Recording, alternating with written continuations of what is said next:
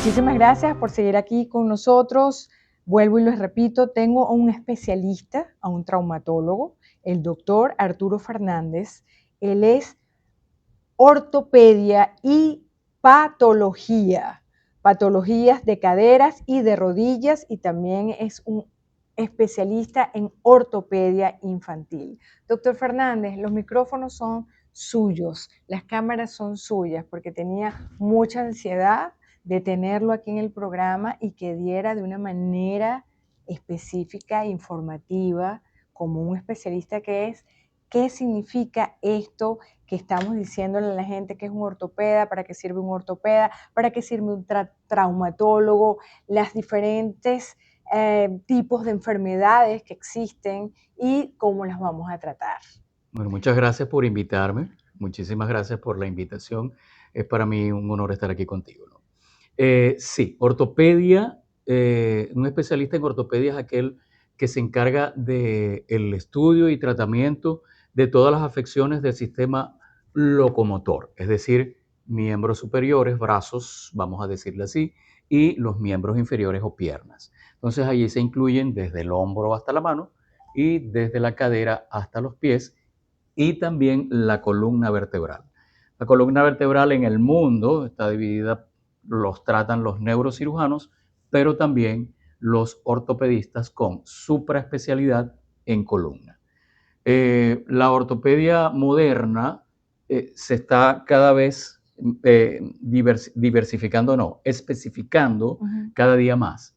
Entonces tú vas a ver ortopedistas especialistas en hombro, ortopedistas especialistas en mano, en miembro superior, en codo, en traumatismo, en cadera, en rodilla, tobillo y pie, en columna vertebral. Entonces cada vez eso se hace más supraespecialidad. Ortopedistas especialistas en tumores óseos o tumores musculoesqueléticos. Entonces, eso es el gran área, la gran área del sistema musculoesquelético que trata un ortopedista. Por ejemplo, doctor, en el día de hoy había un tema bien interesante que usted me nombró a mí, que estuvimos conversándolo, que son los diferentes grados que tiene la importancia del diagnóstico a tiempo de lo que es una displasia de cadera. La displasia de cadera es vamos a decirlo así, es como un síndrome, es decir, es una serie de problemas que tiene la cadera al nacer que se divide en varias fases. Puede ser una displasia leve, donde el niño no va a sentir nada, no va a tener ninguna manifestación y puede pasar por una serie de etapas o de estadios, por decirlo así, hasta llegar a lo que es la luxación congénita de la cadera. Es decir, que su niño o su niña se le sale la cadera de su sitio sola, es decir, que nace con la cadera salida o con algún movimiento puede salirse esa cadera. Entonces puede ser desde un problema anatómico local leve, sin que se salga la cadera, pero que uno como ortopedista debe tratar a ese niño. Siempre tiene que ser un ortopedista y si es un ortopedista infantil, mucho mejor. Y debe cumplir una serie de requisitos de imágenes y de protocolos para ser tratado y ser colocado en un diagnóstico específico, certero, para llevar un tratamiento adecuado. Doctor Fernández, ¿y cómo nosotros como padres nos damos cuenta que nuestro niño tiene algún tipo de problema como este? ¿Cómo nosotros nos podemos dar cuenta? A veces no es fácil, a veces, como dije al principio, el niño no va a presentar ninguna sintomatología, Ni dolor. ninguna deformidad, ningún dolor. Cuando digo sintomatología es eso, no hay dolor, no hay sensación, no hay algo extraño en la cadera, pero sin embargo el niño pudiera tener una displasia de cadera leve, ¿ok? ¿Camina tener, mal? no, camina normal. Y para eso existen los protocolos que los vamos a nombrar cuando tú quieras. O el día de hoy vamos a Sí, tratar de dejarle saber a las personas sí, cómo claro, se porque la puede ver gente esto. debe saberlo.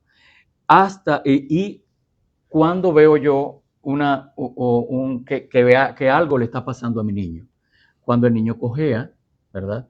cuando el niño se le evidencia una deformidad, que tiene una pierna más larga que la otra, ya allí yo debo estar alerta, debo tener el llamado de atención de De que que algo algo está está pasando. pasando. Algo está pasando con mi niño porque está cojeando, porque presenta dolor, porque tiene cojera con dolor o cojera sin dolor, porque tiene una pierna más larga que la otra, ya ahí entonces es cuando yo debo acudir al ortopedista infantil preferiblemente. Sí. Preferiblemente. Entonces, todo depende de dónde, de dónde caiga ese diagnóstico.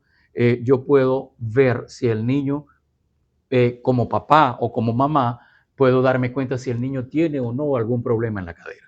¿Y cuáles son esos diferentes grados que tiene? Puede ser desde leve hasta la luxación. Entonces, lo que pasa es que vamos, para hacerlo práctico, Todos para que nosotros quede todo, entendemos. sí, y es la mejor manera, porque hasta uno mismo lo entiende mejor Sí, mientras más práctico es. Vamos a decir que es leve, moderada y severa. ¿Ok? ok. Leve es la que no tiene riesgo de que la cadera se salga de su sitio, porque ¿cuál es el problema principal de estas displasias de cadera? Que la cadera se salga. Es decir, que la cabecita del fémur no pueda ser sostenida por la parte de arriba que forma el acetábulo, que es el acetábulo, que le da como un frenado para que no se salga, y la cadera en algún momento se salga de su sitio. Eso es lo peor de los estadios o de los grados en que se divide la displasia de la cadera. Entonces, en la leve hay una serie de protocolos, y lo más fácil que es hacerle la radiografía al niño a cierta edad. Alrededor, hay algunos que dicen que a los 3 meses hacer una ecografía, porque a esa edad todavía no vale la pena hacer una radiografía. Hay otros que la alejan un poquito más, La que extienden. es a los 5 o 6 meses hacer la primera radiografía, lo que el ortopedista prefiera o lo que el pediatra prefiera, porque es el pediatra el que lleva la batuta de este protocolo. Eso es lo que le iba a indicar, porque cuando son niños tan pequeños, ellos no caminan No, en ese señora, tiempo. no. Entonces uno como mamá, dependiendo del grado de mamá que es, uno se va a dar cuenta, oye, mi niño, estoy viendo algo medio extraño en este Sí. niño que acaba de nacer. Lo dejo saber porque nosotros como padres, ¿a dónde vamos a acudir? Al primero, lo que acaba de decir, al Sí, pediatra. El primero es el pediatra. Y el sí. pediatra se los refiere a ustedes. Sí, hay signos, en realidad, que el pediatra los reconoce, ¿no? Algún chasquido, algún sonido extraño en la cadera, incluso recién nacido, el pediatra, cuando le entregan al bebé, al recién nacido, a ese pediatra, el pediatra debe examinarle las caderas, seguro que lo hace, porque eso está dentro del protocolo, y él examina todo, y en las caderas, si él llega a sentir algo extraño, de inmediato llaman al ortopedista infantil, porque a mí me han llamado niños recién nacidos que tienen alguna deformidad congénita y yo voy y los valoro. También se valora la cadera, entonces el pediatra es el que primero tiene la información y de una vez debe avisar a todo el servicio para que informen al ortopedista infantil, que esté de turno o al que esté en ese momento. Entonces, ese chasquido, esa sensación de algo extraño, ese resalto que se siente en la cadera, es un signo de alarma para el pediatra. Para llamarlos a Sí, ustedes. Recuérdense, sí, para estamos llamar al hablando, ortopedista infantil. estamos hablando con el doctor Arturo Fernández, ortopeda infantil, traumatólogo. Eso es importante y discúlpeme que lo interrumpí, No se preocupe. recalcarlo, porque quiero dejar saber que usted es un especialista en esto y lo Ok. está hablando, de verdad me tiene la boca abierta. Y muchísimas gracias, porque eso es algo que yo no lo sé, o sea, hay algo Sí, que nosotros nunca sabemos todo, no lo vamos a poder saber todo, sí, claro. sino nos tenemos Para ustedes los eso estamos, doctores. claro que sí, Claro para que sí, ayudarnos claro que todos. sí. Doctor Fernández, ¿cuáles son esos tratamientos para este tipo de Sí, problemas? en la fase leve o moderada, si uno ve cuando llega el niño a la consulta con la radiografía, vamos a suponer que ya llega con una radiografía y uno ve que esa cadera no tiene riesgo de que se salga, ¿verdad? O no se está saliendo, vamos a decirlo así. Es decir, que su cadera está en su sitio. Yo quisiera rápidamente decir cómo No, está sin duda, constituida la cadera en claro que general sí. para que la gente esté bien orientada. La cadera tiene algo, está constituida por el acetábulo, que forma parte de la pelvis, ¿verdad? La pelvis ósea. Ujú. Una superficie hundida, cóncava, que se llama desde el punto de vista físico, y entra allí en ese acetábulo, entra una cabeza, que es la cabeza del fémur, ¿verdad? Y está constituida por el cuello del fémur y por unas cositas que se llaman trocánter mayor y trocánter menor y un poquito más de hueso abajo. Todo eso forma la cadera desde el punto de vista de los huesos, pero además hay una serie de cosas como músculos, ligamentos, tendones, cápsula articular que mantienen en su sitio y le dan movilidad a esa cadera. Esa ¿Okay? cadera. Entonces, ¿qué es lo que pasa con la displasia? En la displasia de cadera, el acetábulo, que debe cubrir bien la cabeza del fémur, y la cabeza del fémur no se desarrollan bien por falta de estímulo. ¿Okay? Es decir, durante el embarazo y durante el desarrollo de la cadera, por alguna causa, no hay suficiente contacto entre ellos y ese acetábulo se empieza a lo que en medicina y ortopedia y traumatología se llama verticalizar. Es decir, en vez de ser horizontal, se hace vertical. Vertical. Y la cabecita del fémur se puede salir de su sitio y al salirse de su sitio es lo que se llama luxación congénita de la cadera. Entonces, eso es lo que debemos evitar y eso es lo que vamos a tratar. Entonces, durante la fase leve y moderada, donde la cadera no tiene riesgo de salirse de su sitio, sino que está allí, pero el acetábulo está un poquito vertical, vertical. nosotros debemos buscar el estímulo de la cabeza del fémur en el acetábulo para que ese acetábulo baje, el acetábulo descienda y disminuya el riesgo de que se salga la cabeza del fémur. ¿De qué manera hacen ese Entonces, estímulo? allí vamos. El tratamiento es con algo que se llama férulas. Yo he utilizado mucho, hay diferentes férulas que son unas ortesis o unos aparatos que son hechos de plástico, cubiertos con algo acolchado para que el niño esté cómodo y hacen que el niño flexione la cadera y las abra un poquito. Eso las va a conseguir en cualquier parte del internet. Están en las fotos de esas férulas. ¿Okay? O sea, uno lo puede comprar. Sí, lo puede comprar, puede ir a un sitio donde las hacen. Las Claro, hacen a medida. bajo la dirección de tu médico. Sí, uno tiene que decir allí, necesita una férula de tal nombre, la que sea, o la que indique el ortopedista infantil, con tantos grados de flexión, ¿verdad? De flexionar la rodilla y tantos grados de abducción, que es abrir las caderas. Entonces, flexionar las caderas, perdón, flexionar las caderas y abrir las caderas. Esos son unos grados determinados porque si uno se queda corto, no hace bien el tratamiento y si se pasa, puede traer problemas en la cabecita del fémur, como necrosis, entre otras cosas. Eso es antes de que la cadera se salga de su sitio o se empiece a salir. Si a mí me llega un niño con una cadera que se empieza a salir de su sitio o ya está salida, entonces el tratamiento es más agresivo, que puede ir agresivo porque hay que intervenir quirúrgicamente. Puede ir desde una reducción cerrada y colocación de yeso. ¿Qué es una reducción cerrada? Es que yo llevo al niño a quirófano y con un equipo de rayos X especial veo cómo está la cadera, la coloco en el sitio que tiene que estar, es decir, de aquí la paso otra vez a su puesto y le coloco un yeso. Esa es una reducción cerrada. ¿Okay?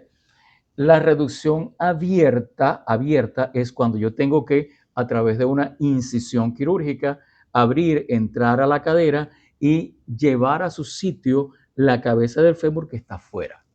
¿Okay?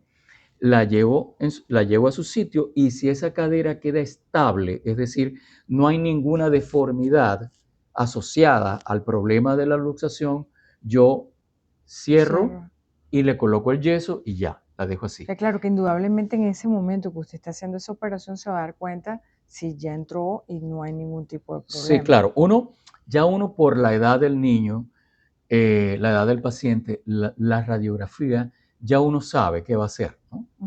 La gran mayoría de las veces.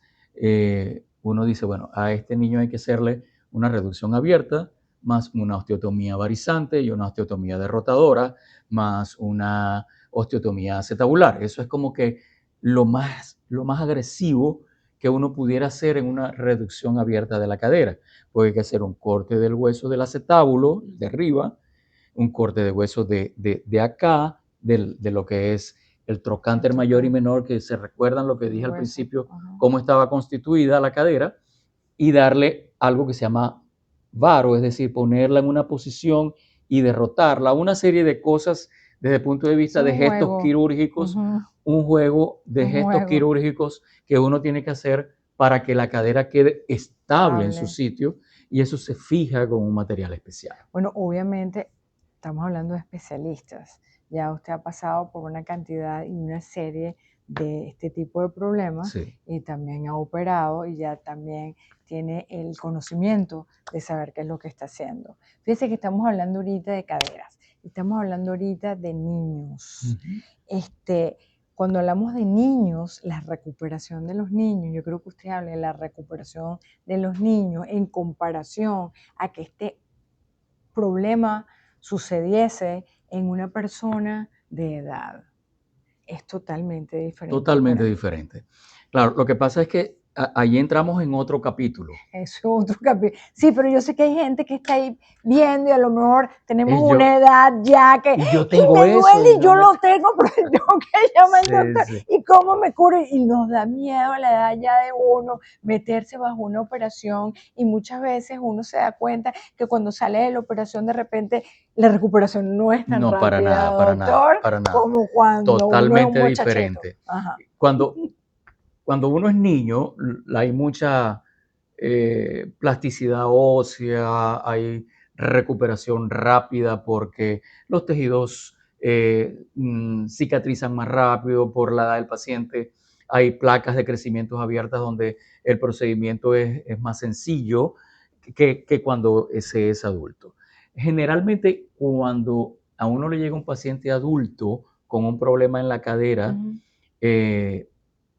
puede ser por primera vez que tiene ese problema, ¿verdad? Que es un capítulo diferente a una secuela de, es decir, Una caída.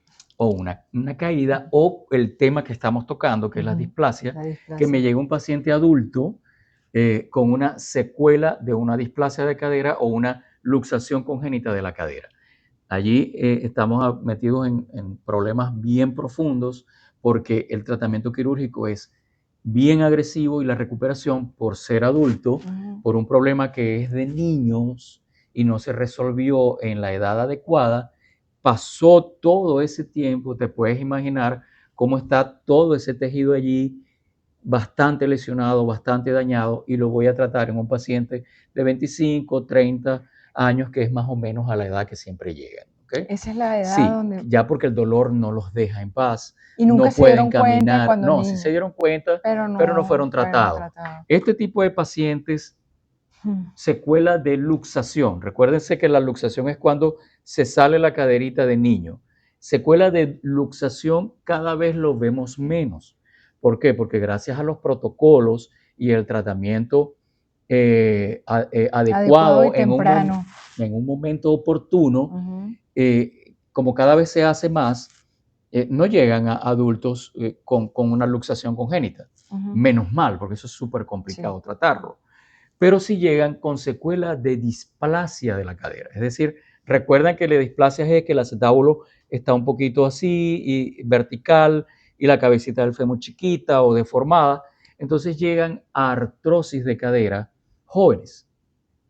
Llegan con 20, 25 años, con una artrosis, es decir, con un desgaste de la articulación del cartílago de la cabeza del fémur y del acetábulo, secuela de ese problema de la displasia, que no fue tratado o no fue completamente tratado en la infancia y llega adulto con dolor, con deformidad, con disminución de movilidad, con problemas para caminar y tienes que resolvérselo.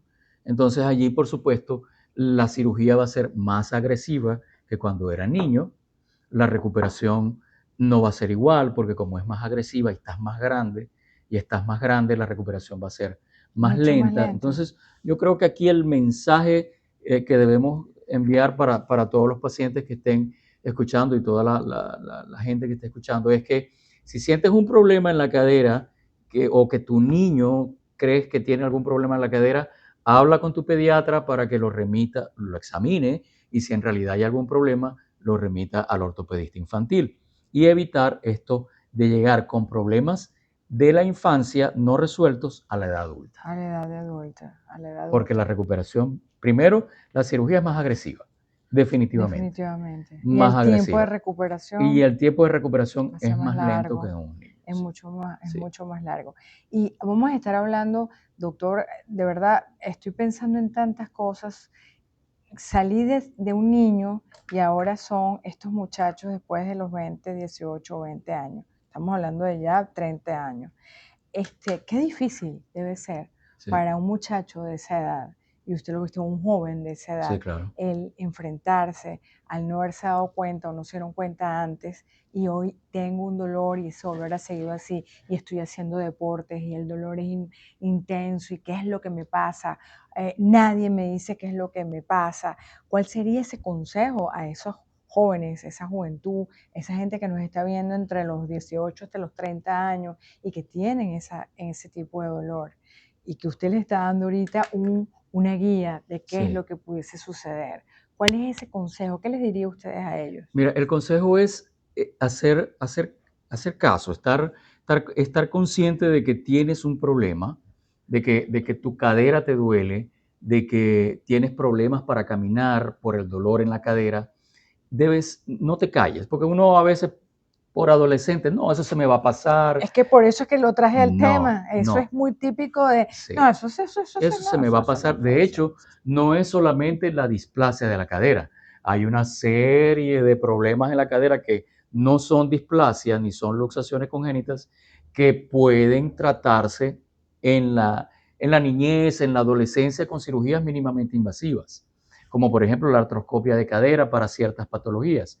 Entonces, si tienes dolor en la cadera, si tienes cojera, si tienes algún problema, manifiéstalo, habla con tu papá, habla con tu mamá, con tu entorno familiar, que seguro te van a apoyar, pero hay que decirlo. Hay que Hay que decirlo, decirlo, hay que hay que decirlo. manifestarlo para tratarlo, porque si se trata antes de que avance, definitivamente va a ser mucho más fácil para el paciente y un dolor de cabeza menos para uno, porque Porque la definitivamente operación también va a ser no, totalmente es que tú sabes, diferente. el paciente, bueno, en mi formación y en la formación de nosotros, el grupo de médicos de todos, pues tenemos allí un paciente que Un hay que resolver y paciente, que a veces no nos dejan dormir. un ser Eh, es humano. un ser humano. Te voy a decir un secreto. Mucha gente no cree, pero a veces uno no duerme porque quedó un milímetro así. No, pero es que Me ese imagino. milímetro, Dios mío, y ahora no nos dejan dormir a veces. Sin duda, Sí, claro, por no lo supuesto. pueden dejar dormir, porque son seres humanos Claro, claro. y igualitos. Yo creo que ustedes se van a poner en el mismo zapato de él Claro, si por fuera a ustedes supuesto, que por les pasara. supuesto, Yo claro. de verdad, yo tengo familias que son médicos y muchas veces ellos hasta son, por lo menos en la parte de mi familia, ellos a veces son hasta más miedosos, ellos me lo dicen, porque es que yo sé el Claro, por resultado, supuesto, por yo supuesto, sí. sé la parte El del médico es el peor resultado. paciente. El médico es el peor Sí, paciente. Doctor, vamos a hablar de algo también, no le voy a quitar más tiempo y quiero que ustedes sepan que aquí abajo van a conseguir cómo van a poder contactar al doctor Arturo Fernández y lo van a poder hacer a través del medio del Instagram, que ahorita esta tecnología sí, de claro, verdad nos ha ayuda muchísimo. abierto las puertas en cierta forma y el poder contactar a personas especialistas es bien importante. No se deje llevar por personas que no son especialistas. Yo sé que muchas veces es difícil, por eso es que le doy las gracias por estar hoy aquí con nosotros, a la orden el siempre. traerlos para acá. ¿Por qué? Porque se encuentran en operaciones, se encuentran con pacientes y no están disponibles, y ustedes también tienen sus vidas con su familia, con sus esposos, con sus esposas, con sus hijos, y de verdad, doctor, es difícil. Y aquí en este país más, y usted lo sabe. Sí, claro. De verdad, uno habla siempre es con el nurse practitioner, Sí. uno habla siempre es con la recepcionista, y el verlos es de verdad, es como una montaña el poder ver a mi doctor. Así que ustedes pongan atención al Instagram del doctor Arturo Fernández. Doctor Fernández, vamos a estar hablando un poquito antes que se me vaya de esas lesiones en las rodillas. Rodillas, sí. Eso es un mal que nos pasa a casi todo el mundo. Yo sé que usted me está viendo, usted se está viendo un espejo. Todo el mundo, pequeños, medianos, grandes, sufrimos de algún problema en las rodillas, de la parte de los meniscos. Sí. Háblenos un poco, doctor, con su sabiduría y su tiempo como médico de esto. ¿Cómo podemos prevenir? ¿Qué es lo que pasa si tienes algún tipo de problema en tus meniscos, Sí, de tus rodillas? los meniscos son, debemos comenzar por allí, ¿no? Son un fibrocartílago, es decir, es algo que no es tan blando, pero que es suficientemente, o sea, que no es tan blando y que resiste la presión de la rodilla, que es una de las funciones de él. Es resistir la presión de la rodilla, distribuir la carga en esa rodilla, porque nosotros en los miembros inferiores tenemos carga. Y adecuar la superficie del fémur con la tibia, porque no encaja perfecto el fémur en la tibia, en la rodilla, y el menisco tiene esas funciones a grandes rasgos, porque tiene otras funciones. Entonces, ¿qué pasa con el menisco? El menisco tiene una forma de C, es como una media luna, una forma de C en cada lado. Dentro de una rodilla hay dos meniscos, uno interno y uno externo, y tenemos 4 meniscos, 2 en la rodilla derecha y 2 en la rodilla izquierda. Entonces, muchas veces los meniscos se lesionan por esto que acabamos de hablar, de las presiones que él maneja, del abuso que le damos, por el sobrepeso, por la actividad deportiva, etc.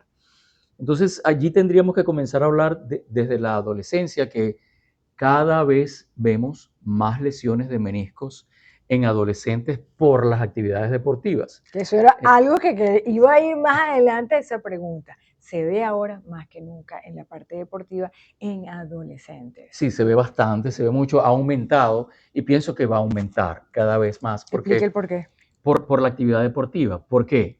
Porque actualmente el deporte, pienso yo, ¿no? Entre otras cosas, es una de las causas, pero el adolescente de 15 años que juega bien béisbol, que juega bien fútbol o cualquier otra actividad deportiva que la pueda hacer como profesional y que le genere un ingreso económico muy importante, olvídate, él va a prepararse en eso. Entonces, estamos hablando de una actividad deportiva exigente que por muy bien llevado que esté, porque en estos momentos los entrenadores son espectaculares, son preparados, tienen sus kinesiólogos, tienen su centro de salud deportivo específico, pero puede lesionarse el menisco.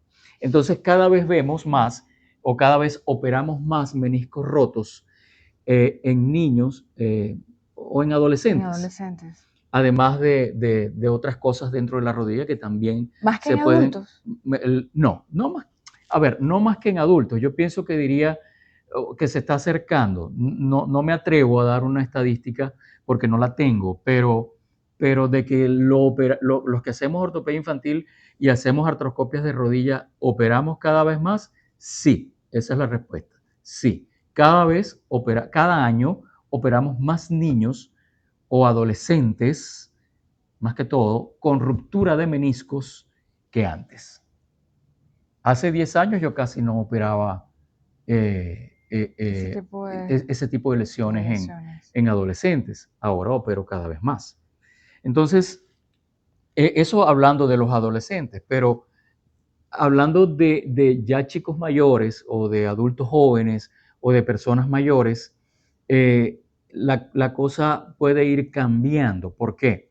Porque el menisco sí se rompe también en los adultos, vamos a colocarlo entre los 20 y 30 años, y allí lo vemos con muchísima frecuencia, además de la ruptura del ligamento cruzado anterior, que es una patología muy frecuente y que se opera casi todas las semanas, lo que hacemos rodillas. Pero eh, en este grupo etario, lo que yo quiero decir es que el resultado es muy bueno si, solo si, la lesión es reparada lo más pronto que se pueda. Tiene que haber Lamentablemente sí, rapidez. claro, los sistemas de salud muchas veces obligan a este chico o a esta persona que se rompió el menisco hoy, tiene que pasar por el médico, y no es solamente aquí, es en todas partes del mundo donde el sistema de salud es parecido, es en casi todas partes. Un protocolo. Es un protocolo porque tiene que pasar por el médico primario o el médico general en otros sitios, después ser enviado al especialista, y llega al especialista en 3 meses. Aproximadamente. Sí, entonces el especialista, oye, sí, ve la resonancia, y si no llega con la resonancia ya está perdiendo otro tiempo, porque le va a pedir la resonancia y va a llegar en 2 semanas o en un mes, y ya se le agregamos un mes más. Entonces le digo, ya llevamos por 4 meses. No, y muchas veces, doctor, perdóneme que le interrumpa, muchas veces entonces primero es en los rayos X. Ajá, entonces no se ven nada los rayos X. Entonces no, pero no aprueban la resonancia. Entonces después una pelea, entonces llega la resonancia, sí. Cuando llega la resonancia ya han pasado 6 meses. 6 meses. Entonces, claro, ¿qué pasa en 6 meses con este tipo de problemas? ¿Qué pasa? El organismo es sabio, entonces donde hay una ruptura, envía una serie de células que lo que hacen es un proceso inflamatorio que durante el primer tiempo, durante los primeros días o las primeras semanas, es beneficioso para eso. Pero si ya han pasado 6 meses, lo que hace es que el tejido se daña. Entonces, no se pega ese fibrocartílago roto, ¿verdad? No se pega, o se pega mal, y ya no tiene sangre que lo vaya a hacer cicatrizar bien en sus bordes. Entonces, cuando yo llego a operar, o cualquier colega que haga rodilla llega a hacer la artroscopia, se ve con un tejido que no sangra, que no... Y tú sabes que la sangre es vida en nuestro organismo. Entonces, si no llega el oxígeno a través de la sangre allí, ese tejido se debilita. Entonces, cuando uno pasa la sutura, eso se rompe todo. Entonces, el pronóstico no es tan bueno como si lo hubiese operado, no sé, vamos a decir, en 3 semanas, en 2 semanas, en un mes, hasta en 6 semanas. Y también depende de la zona donde se rompa, pero en este grupo etario, igual que después de los 30 años, lo ideal es reparar ese menisco lo más pronto que se pueda. Si tienes una lesión, acude lo más pronto que puedas a tu médico primario o médico general, o al especialista directamente, si lo puedes hacer, para que te solucionen eso lo más pronto posible. Lo que pasa es que cuando ya entramos después de los 35, 40 años, si se rompe o si hay un dolor en la rodilla, vamos a dejar un poquito más allá el menisco para entrar en otra patología, que no es que después de los 40 años no se pueda romper un menisco, o después de los 45 años, sí se puede romper y se puede reparar. Antes uno decía, no voy a operar a una persona de 55 años de un menisco porque debe tener artrosis y no vale la pena operarlo. Estoy hablando hace 20, 25. ¿Y ahora? Ya no, yo he operado pacientes de 60 años, pero mírale los 60 años que tiene.